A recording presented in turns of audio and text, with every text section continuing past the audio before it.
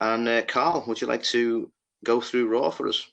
Let's do it. So, Raw this week kicked off with another excellent promo from Edge. No pun intended, but it felt very Raw.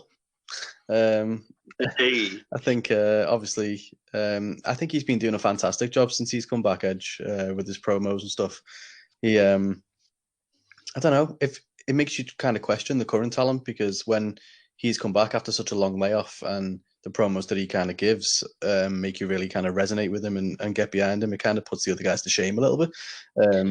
But Yeah, I mean, I think without being too much of I don't have a technically conspiracy sort of thing, but I do wonder though with him being at that legend status, whether he has a bit more freedom to say what he wants in his promos. Whereas a lot of the newer talents are sort of, they have the wings clipped, don't they, where you can't really say a lot. It could just be that they're shit. I don't know. I mean, it's a good point, to be fair. I think I've heard, we hear a lot of things from the wrestlers of today kind of saying that it's kind of, they don't have enough freedom. I think Drew McIntyre brought up recently that he prefers it when he just gets to go out there and entertain the fans and doesn't really have a script. But I know some people do literally get fed lines. So I think you might be onto something there. But it just goes to show the difference, whether it is because of that or whether it is just because he's, shit out on the mic and we've forgotten that in this time he's been off. But Yeah. every week he's really delivered on his promos. I think what massively helps is for Edge as well. And I'm not saying it's no disrespect to the current talent, but you can get a bit complacent when you're there day in, day out. He was taken away from it, and he's done everything he can to come back. And I think the passion and the drive he's got now, because he's back doing something he loves, and he's realised how much he missed it. I think that probably does help when it puts that sort of edge to it, and it gives it that sort of raw intensity. And sadly, a lot of the newer talents haven't had to go for anything like that, and I wouldn't want them to go for anything like that. But it's certainly, I think, what puts that again, no pun intended, puts that edge to what he's doing and saying. Well, I think I'm not sure if it was this week or the previous week, but I read that he had to actually drive a good few thousand miles just to actually make Raw because his flight was cancelled and stuff. So it goes to show he could have quite easily kind of phoned it in or done appeared via satellite. He wasn't really going there for the fans, Yeah. but Well, that's the thing. He could have Skyped it in, couldn't he? And again, no disrespect to her, but Paige had to go in through Skype. So yeah. He could have done a similar thing, and it shows how much of a passion he's got for sort of being there and being back in the ring, even with no crowd. He wants to be there. Absolutely, yeah. But I think this promo was no exception. He came out. Obviously, he wants Randy's blood. You saw what happened the previous week with MVP. He's basically come out now just saying there's no love involved. Randy was coming out saying he did this because he loves Edge and this, that, and the other. But Edge is coming at it from an angle of basically he's jealous because he's been laid off and Randy's had his time, but then he's back now and Randy's kind of worried almost that his spot's going to be taken by Edge, and everything he's gone through to still come back, he's kind of paranoid, worried about it. But I thought an interesting note was he brought up. He mentioned something around a common connection in both of their kind of evolution as characters and as wrestlers. And he brought up Mick Foley, which I thought was a nice touch because, Foley's been quite heavily involved with both of them.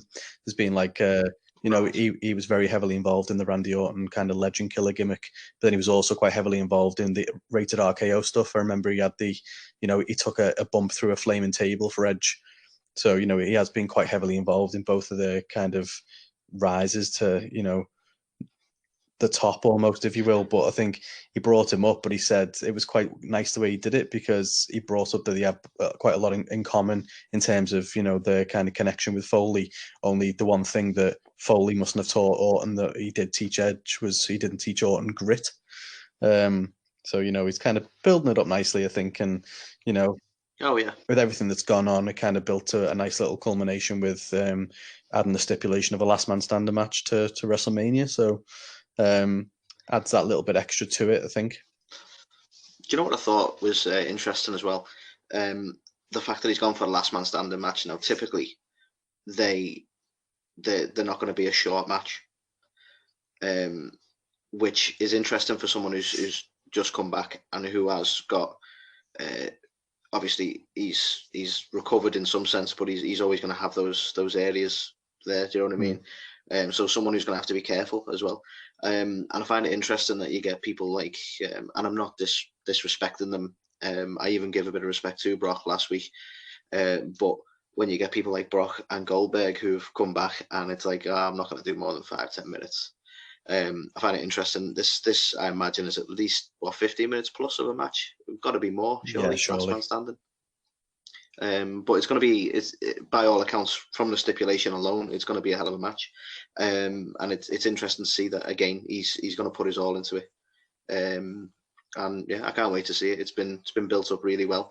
There's obviously we've had critique on every moment of Randy's, and they've not all been absolute winners. But even so, the story's been built up brilliantly. There's a lot of history there, and you truly believe the feud. Yeah, absolutely. I think, as you said, and as I've said every week now on, when reviewing Raw, it's felt a bit drawn out, the whole Orton thing. But at the same time, I'd say in terms of a story build for Mania, this one feels like the most organic, and as a result has ended up in, becoming a match that I'm probably, other than Drew and Brock, I'm my second most hyped and anticipated match. Yeah, no, definitely. I totally agree. Drew and Brock, it does trump it because it's that classic sort of build to the title shot from a guy who I wouldn't have said he was on the mid card really, but he's come in, he's built himself back up, and when again the history, without digressing too much, I'm very invested in the Drew Brock stuff. It's funny, really, isn't it, that for all the shit that WWE try and slap together, the ones that we're really invested in are the stuff that's been built with a lot of history and a lot of effort. And just that little hint of truth there, with Drew.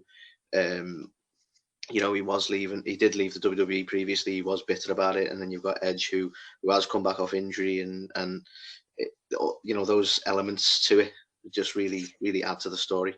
And it's a fine art of storytelling, and it's not often you see that in WWE these days. No, definitely not. I think it's very rare that they will actually draw on stuff that's actually happened and something that they haven't manufactured themselves. So yeah, it just goes to show the stuff that it does have that kind of background and stuff you kind of gravitate to more, I guess. But all in all, for Raw, I think that was a really solid opening, considering. And then after that, they kind of jumped into what they have been doing on a lot of WWE programming with all the coronavirus stuff. Is they went for a replay. So for this episode, it was the whole Royal Rumble match. Yeah. Which, don't get me wrong, I've got a bit of a soft spot for the Rumble, I think, and especially for this Rumble, because I know obviously it's one that you and I watched together, and if we're honest, it probably kickstarted this podcast really, because I think that was when we decided, no, we're going to do this. So, the first 3 episodes, that was meant to be one episode that we said we'd nail in an hour, that became about a 6-hour, 3-part Rumble talk, was all around this Rumble. Oh, yeah. So obviously it was nice from a nostalgia standpoint, even though it was only a couple of months old, to kind of get to rewatch that again and kind of, a second time, having known what we know now, and get to appreciate it, a little bit more. I think that's the thing. It's a different watch in some senses, knowing how the result's going to be. You can sort of take things in a bit more. I've been really up and down about not so much the fact that they showed the Rumble again. I thought that was brilliant. But them doing replays of big matches, I've been a little bit up and down about it. Especially this week, because we've seen, again, we'll go on to it, but we've seen AEW handle the situation with the coronavirus much differently. And to be honest, they hit it right out of the park as far as I'm concerned. So I'm a little bit like, could they have used that time better? But at the same time, I'm start thinking about it now, going, well, actually, there's a lot of people out there who probably didn't see the Royal Rumble. They might not have been able to afford the pay-per-view, or they just don't bother with the pay-per-views and they just can't result, or whichever. So really what WWE are using that sort of gap for is to go, here's some pay-per-view content, which is a nice move, actually. So I'm a little bit torn, because obviously they are struggling with the stars not being able to get there with an audience and stuff. So I dare say it's probably just a different way of handling the situation. So I kind of don't know how to feel about the concept of just replaying something from a pay-per-view. I've had similar reservations. Like, I completely agree with everything you're saying there. It's like a completely different way of handling it, because, I'd love to see what it's done to the ratings, because, fair enough, from your standpoint, people might not have seen it, so it might be like nice for them to see it, but it's old news. Do you know what I mean? And like they're replaying stuff. Like, for people who have seen it or who already know the results, how many people are going to actually sit through that, an hour's worth or whatever it was of watching that again? Do you know what I mean? As opposed to actually generating new stories and new things to entertain people. I think it's an interesting approach, I would say. I don't know whether they're kind of targeting more the mainstream and they know that less people are going to be watching because more people will be watching the news and everything that's going on with the coronavirus stuff right now. So, is it laziness on their part? Just kind of, oh, well, we'll just fill an hour because people won't be watching anyway. Or, are they really just stuck by not having people there? I don't know. I feel like they could do something if they wanted to, but I feel like they're taking the easy way out a little bit. Well, what I found interesting, and again, I keep saying this, we'll talk about it, right? But NXT was totally different this week, and I won't say too much about it, but they could have took some elements from that in the sense of like not necessarily showing a full replay of a pay-per-view match or something like that. NXT basically went through a lot of, well, like we've got these stories built up and ready, so let's do some interviews, let's do some packages, that sort of thing. And then I started to wonder whether maybe that would have been, rather than showing the whole match again, to actually do some background interviews with some people, or do that build up of like, this is the history of it, let's show you some of the old stuff that's gone on, and maybe build it up as a package in that sense. But again, I suppose they're not really prepared for the corona thing anyway, so how much time have they really got to put these things together, I suppose? Yeah, it's obviously hard times and stuff for them and stuff, and it is. So yeah. You've got to sympathise to one sense, but it's interesting, and as you said, we'll come on to it. But it's interesting how WWE have chosen to handle these situations versus the likes of AEW.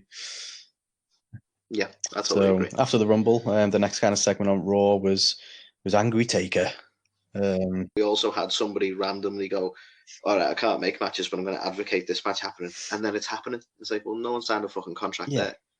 They're just all over the place with their own storytelling. That's what I mean. It just feels proper lazy. It's like, I'm not being funny. There's no, like, if you're going to do it and for every big match there has to be a contract signing, then okay, I suppose. But they just pick and choose when they want to have it. Like they needed a segment for the Elimination Chamber, the women's match.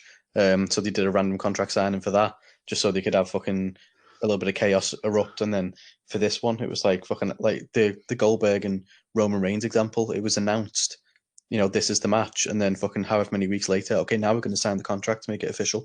It's like, well, I said last week, like, don't fucking announce it as a match. Yeah, it's like that's the thing, and I know we're meant to, there's a bit of suspension of disbelief. It's a story being told. It's not real, but at the same time, we're meant to buy into kayfabe. So you're going, right, so no one's bothered signing a contract, but you've got people putting these graphics together. You've got this being billed on your card. You've got like promos being there's a lot of like money gone into the match. So, in a kayfabe sense, what if one of them doesn't sign the contract? Exactly. Again, so we all know it's going to happen. So what's the point?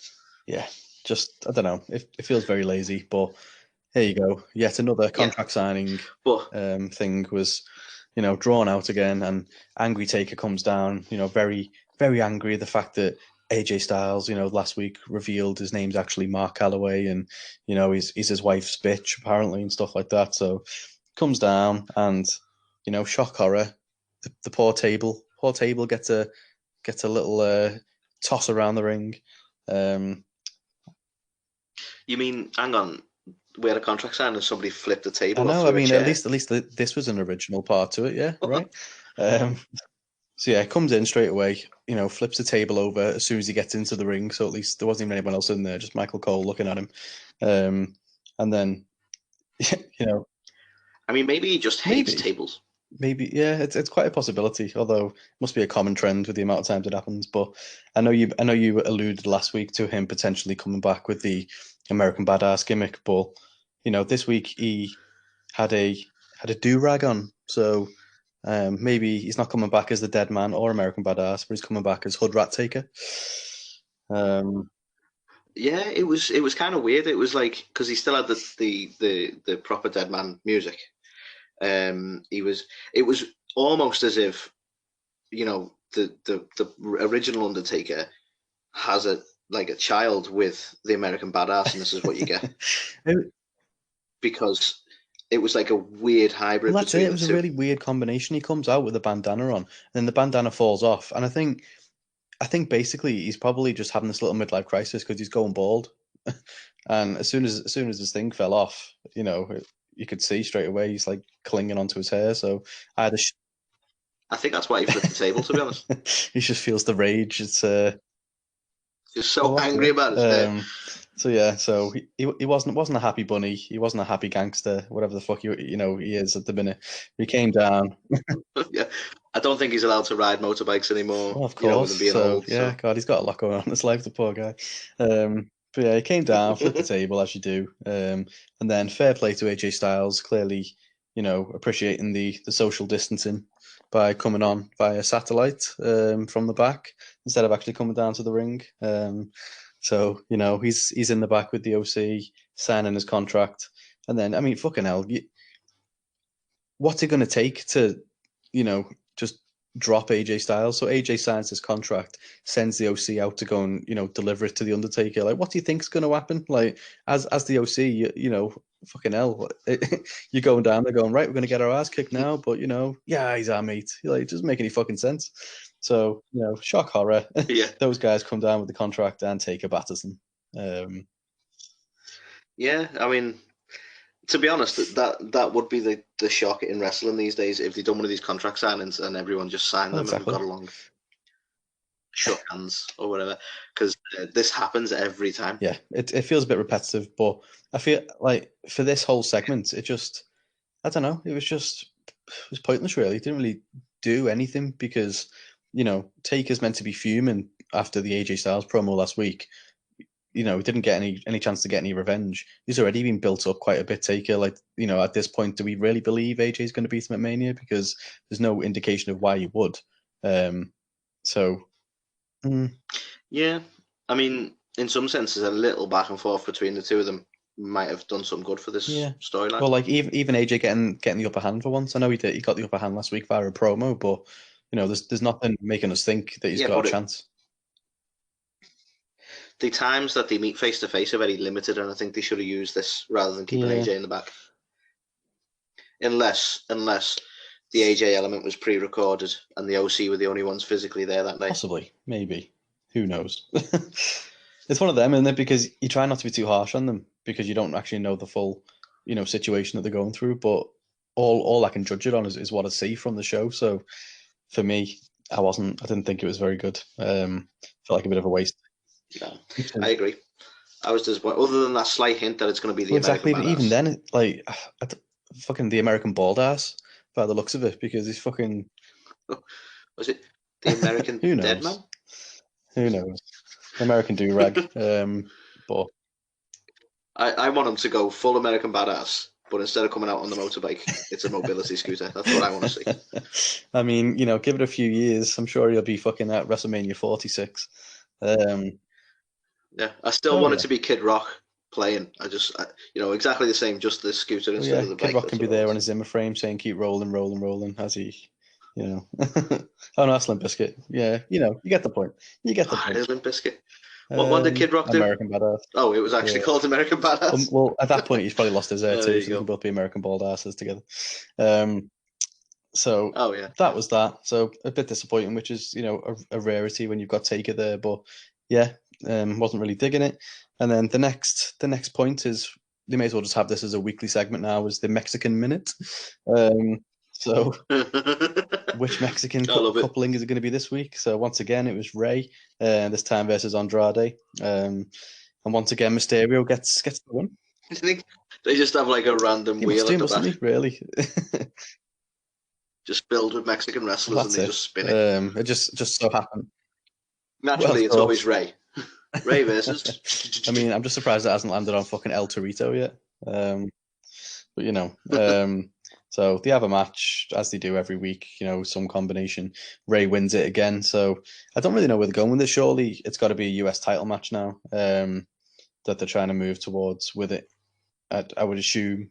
They seem to have. We mentioned last week they brought in Angel Garza as a stopgap for when Andrade was out of it literally, and they've just he's fell by the wayside now. Umberto is like not really getting anything, so they've just gone with what they originally were going to do, which is Ray and Andrade anyway. So I'm guessing at Mania there's going to be a US title match. I think on a really early prediction, like a good few shows ago now. I don't know whether they'll put some sort of stip on it. They might not do now because it's only going to be in the Performance Center and stuff. But originally I thought they might do something like mask versus hair or something, typical kind of lucha kind of throwback, but maybe they won't with like the less gravity of the situation. What I think the stipulation should be for Eddie, I think Andrade should say to him, if I win, you can never mention Eddie Guerrero in your promos again. Just to really fuck him up. It may as well just be a loser leaves town match then, because he can have nothing to say or do. Really, so.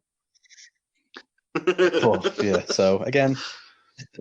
And again, for the record, I loved Eddie Guerrero. It was tragic as death, but I'm just sick of it. And that's it. I mean, fucking at this point, you may as well, because all it is what we've been saying for weeks now. It's just got a US title.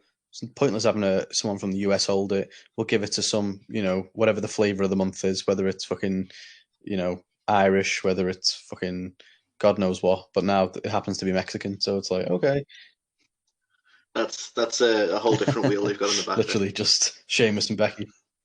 So yeah, so who knows what they're going to do? But I'm assuming they're building toward the US title match, or they might do a bit of a Mexican medley and throw the other ones in just to give them something to do. Yeah, maybe. For me, if they do a US title match in some capacity, and Ray is the other person in the match, I'd be really disappointed if Ray wins it. He's another person who's at that point in his career. He should be putting over younger talents. He's not there to win the title. The title will do nothing for him, and I really hope they don't make him win against Andrade or whatever match they put together. I don't want him to see a win a title. No offense, but he's a legend at this point. Yeah, it's a bit of it. It's just weird, isn't it? I don't know what, like, if you think about it, since he came back, the angles he's been involved in. He's had like the Cain Velasquez thing where he was like bringing him along with the thing with Dominic and stuff, and I don't know, it's just like he's just there, but like, why is he there? He's not really adding any benefit. It's just a name. So I completely agree. There's no reason why he should win that. So who knows? But yes, that was our weekly Mexican Minute. And then the next promo was a Becky Lynch promo. So fucking hell, I feel like, and I say this every week, I feel like whoever's writing her storylines literally has just got a Best of Stone Cold Steve Austin VHS in his little apartment somewhere, and he's just playing it back and going, oh, look, he's just gone in an 18-wheeler. I know. Becky can go in an 18-wheeler next week for some fucking reason. Doesn't make any sense. Like, I get it. They're trying to build Becky up as this badass, and okay, yeah, but don't just have her be fucking female Austin. Do you not think this is the most hokey, like, women's evolution bullshit I've ever seen, to be honest? It's like, she's a woman. Women shouldn't drive trucks, but she is. It's like, fuck, you don't know anything about the world anymore, guys. Like you say, it does feel it was very on the nose, the Austin stuff later on, but it did feel very like, yeah, we'll go with that, worked with Austin, and we want her to be as badass as Austin. So exactly. I do totally agree. Again, if they just got another wheel in the back, it's like, what vehicle should we have Becky drive this week? Last week it was an ambulance. This week it's an 18-wheeler. Fucking hell, it's going to come down on a mobility scooter with Undertaker. Honestly, next week. Like, wait for it, WrestleMania. It's going to be an ice cream van. Yeah. I mean, fucking hell. Don't give them ideas, because you never know, do you? But honestly, well, as we know, they're watching the Best of Stone Cold, so she's going to come in and be a truck at some point. But, that's going to happen. She's Irish, isn't she? So it'll be fucking whiskey truck or something. There you go. Guinness. It'll be Guinness. That's it. It's going to be a Guinness van. Or they might just fucking get Conor McGregor in and, have them brand fucking Proper 12 and do something with that. But, Yeah, might as well. Well, exactly. 2 birds with 1 stone, isn't it? Yeah. So, considering everything, that I think you hit the nail on the head last week when you said they peaked too soon with this. They had Shayna come out weeks and weeks ago and fucking chew her neck off, then gone through all this shit for no reason, because as we've said, even if Baszler would have lost the Elimination Chamber, she's still fighting Becky anyway, because why the fuck would you not get revenge? You go through all this and then it's just, there's nothing to say now. Like, Becky comes out saying, oh, you're beating everyone up, but I beat people up that beat other people up, and then just that's it. It just, I don't know, it's pointless. Yeah. To be honest, this is where I think Becky, she might be very over. She sells a lot of merch. People like her. I'll be honest, and again, this might get me a bit of heat, but most of the time it's just because she's a pretty face. And for me, she's actually really shit on the mic. It's very paint by numbers. It's clearly scripted, and it is very much, oh, I can beat people up just as much as you can beat people up. You think you're going to win, I'm going to win. And it's the same shit we're getting with Charlotte and Rhea as well. And it's like, there's nothing really to say, but you're still saying it. There's a lot of words here and nothing being said. I just feel like it's quite a big fall from grace for her, because if you think around this time last year, like, she's never been amazing on the mic, I don't think, but I think she worked her ass off last year and quite deservedly became she became the man, if you want to call her that, and ended up getting resulted. And it was mainly because of Ronda, let's be honest. I mean, no disrespect to Becky, but she got a main event. But would she have got the main event if Ronda Rousey wasn't there? Probably not. But regardless, she put a lot of effort in, a good shift, and built herself up. But it's been a year since then, and she just doesn't have the same hype. Yeah. No, I don't discredit her there. And I think a lot of the trouble, and I do harp about this a lot, is her build last year happened somewhat organically, and it felt a bit more real. Whereas now, it feels very scripted and very paint by numbers, and it takes you out of it. It takes you out of the story. Yeah. And that's the main issue I've got with it, is like, well, the feud between her and Ronda was more believable. Definitely. Whereas right now, and bear in mind, this girl's have to come out and bite a chunk out of her, and it's still not, that feud doesn't feel as personal or intense. How have they done that? I don't know. How have they made that boring? Yeah, no idea. Not a fucking clue. But again, think about it, right? And apologies, because I'm gonna forget some key names here from the past. Right? Imagine. Yeah. Was it Austin who got ran over? Right. Imagine Austin. Right. That same storyline. Austin gets ran over, and then instead of doing the whodunit thing that they did, the person who ran him over just gets straight out of the car and goes, "It was me. We're gonna have a match at WrestleMania," and then they just moan and bitch about each other for the next few weeks. Yeah. It'd be boring as fuck, right? They solved that by doing the whodunit, and I know they couldn't go who bit Becky, but I've already explained to how that can be. All they had to do was not start this shit until after the chamber, until after the match is set. But it's just like you say, it's too long. It took too much time with it. We're all bored with it, and I'll be glad to see it over. So yeah, another kind of flat promo for me. Then on to another promo, which this time was Kevin Owens. So, fucking hell, hallelujah. A little bit of resolution to we've had to put up with for the last few weeks. Is it looks like we're getting a one-on-one at Mania. So I know the previous week we spoke about around, we weren't sure how this was going to play out, but we'd hoped it was going to be a one-on-one, and it looks like that might actually be the case, which is a good call, because exactly. I mean, we were strongly for it last time. For all the mess and all the bullshit around it, that was exactly what that's it. Let's be honest. You can throw fucking 10 names in a hat here of fucking everyone who's involved in that storyline. We only give a fucking shit about Owens and Rollins. The rest of them, I can't even fucking name half of them. So yeah, I know that's the worrying thing, the worrying state of things at the minute. When I can go, the Street Profits are the champions. I could not tell you who the Street Profits are.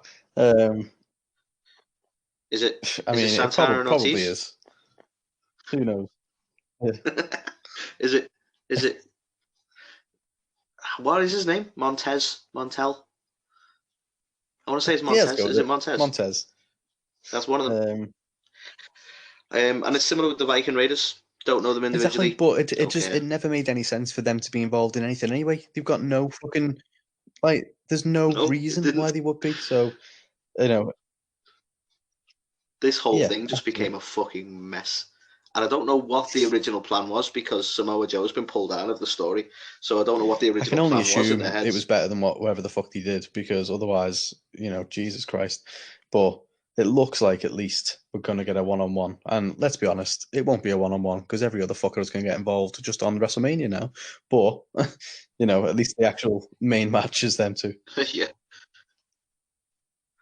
I know. It's going to have some shocking outcome when the Viking Raiders come in and then the Street Profits come in and then Buddy Murphy comes in and then Samoa Joe comes back and then fucking God knows. who else? I feel like that's the only way that they're going to get around it, really, is they're going to have all these people come out and stuff, and then it looks like Owens is going to win, and then I can only assume this is where Samoa Joe comes down and turns on Owens and helps Rollins get the win. It's the only thing that makes sense, I think, at this point. If they don't do that and they just have everyone get involved again for no reason, then fuck me. But yeah, it's a shame. It's the match I want. But like you say, there's definitely going to be shenanigans. In fairness to Kev, he did a really good job, I think, with this promo. Like, he didn't have a lot of time. He's, had weeks and weeks of just a load of shit to work with.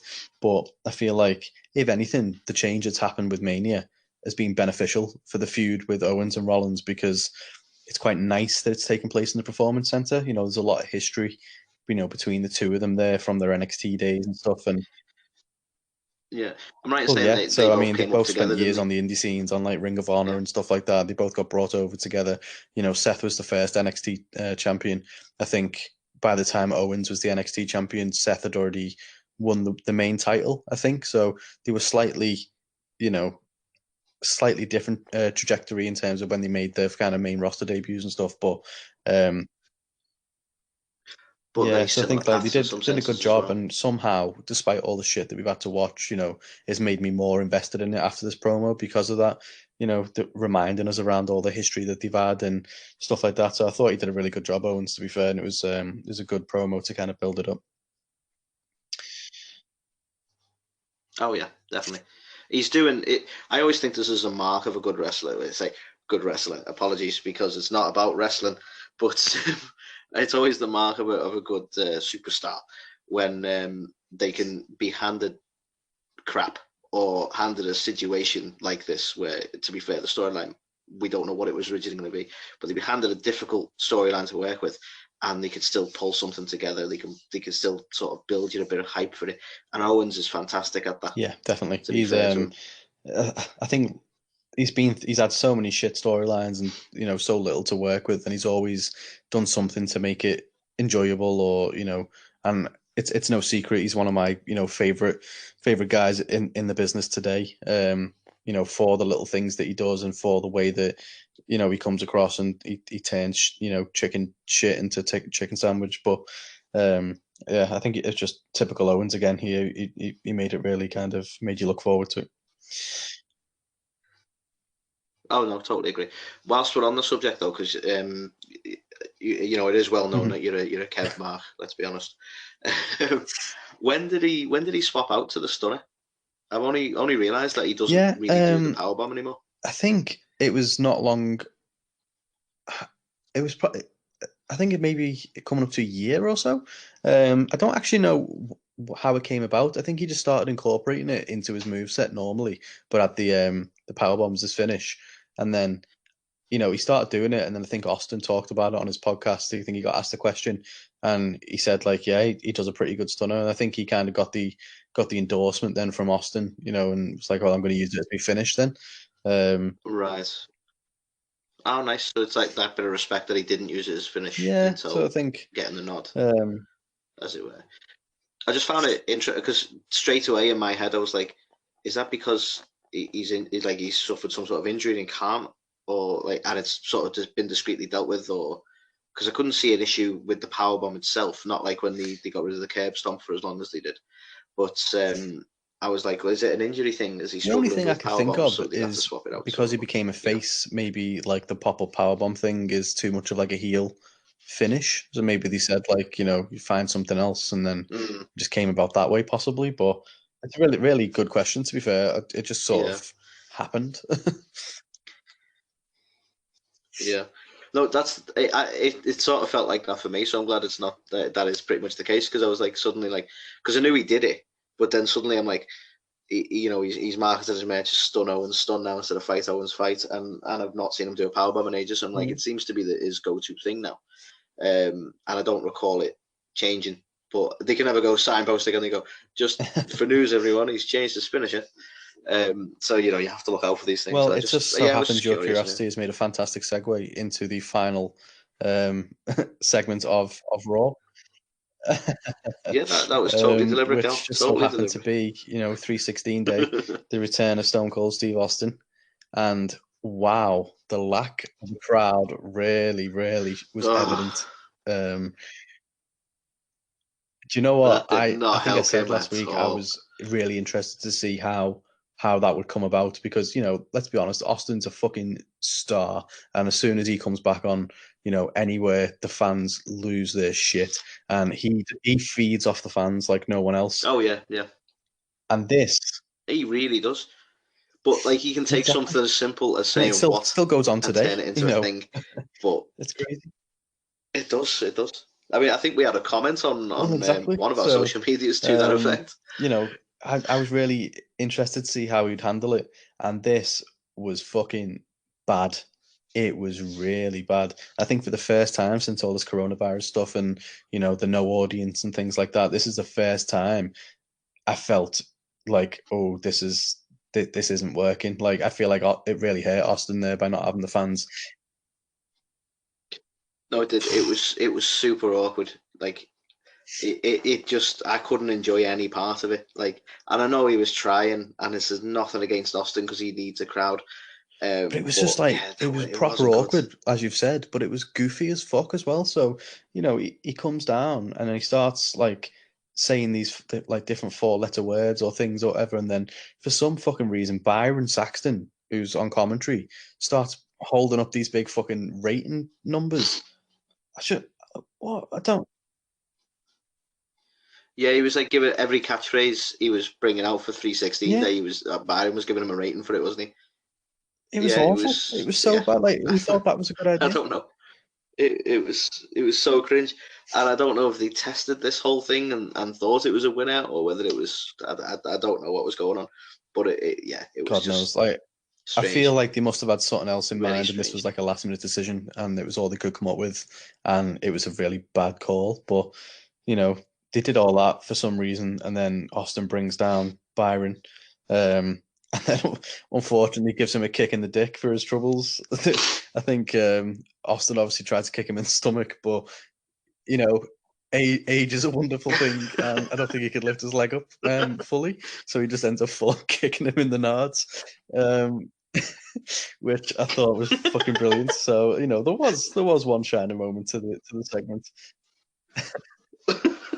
Okay. He redeemed it, Austin. Fantastic So promo. there Fucking was loved it. that. So I think some of the trouble with this, and I've never got a problem with seeing Austin again, right? And I get that they're trying to make a thing out of 316 Day, right? But the bottom line is he come back with no reason. He wasn't announcing anything happening. He wasn't setting up a match. He wasn't making a comeback. He just come back and say hello. And I think I that was think it was a probably TV half the ratings problem. pull for WrestleMania season. Is just so happens 316 fell on a Monday. And it was like, oh, perfect. We'll get Austin in, get some eyeballs on it. Little did they know, because this was probably obviously planned for some time. So they've already committed Oh to it, yeah, and they yeah, kind of followed through with it. definitely. But fucking hell. I dare say that they probably thought it was going to help as well. They're going like, we've no crowd, we need to fill time. It's a difficult one. Austin will help. So they've kept going with it. But yeah, it was not was good. really It kind really of was cringe, not good. really. And then, to make it more cringe, To the make it same more guy who'd watched cringe. the Austin DVD fucking brings out Becky Lynch for some fucking reason. Who knows why? And then she comes in and starts fucking shotgunning some beers in the ring with Austin. Wait a minute, Carl. Women She's the don't man. drink beer. She's the man. But yeah, my God, it didn't make any fucking sense. It was, I don't know. Yeah, it happened. It was a thing, and it happened. Yeah. It was a thing. That's going to become a T-shirt of ours at some point, man. Absolutely. It was a thing, and that it was happened. Raw. So I think from a ratings perspective, I'm trying to look through these different segments now. The Edge promo was fantastic. Royal Rumble, I don't know, felt like a bit of a cop out. Angry Taker do-rag baldy segment. Yeah, again, that happened. The Mexican Minute, Becky's promo, Kevin Owens promo was pretty good, and the Austin promo was awful. I can't really give it any higher than a 2, being generous. Yeah, I mean, I totally agree with your rating. I'm also on a 2. I have a tendency to lean towards giving them nicer ratings because of the situation. But then I'm thinking about the fact that, well, they're all in the same boat. So I need to stay fair with it. And really speaking, they started high on Raw. They brought the best thing out first. And it was just steeply downhill from there. And they're still trying to cover 3 hours. And yeah, I can't justify it. I can't be nice to them just because they're in a tough spot. As far as all the other shows that were on that were in a tough spot, it was the worst. So I'm Nice. firmly with you on a 2.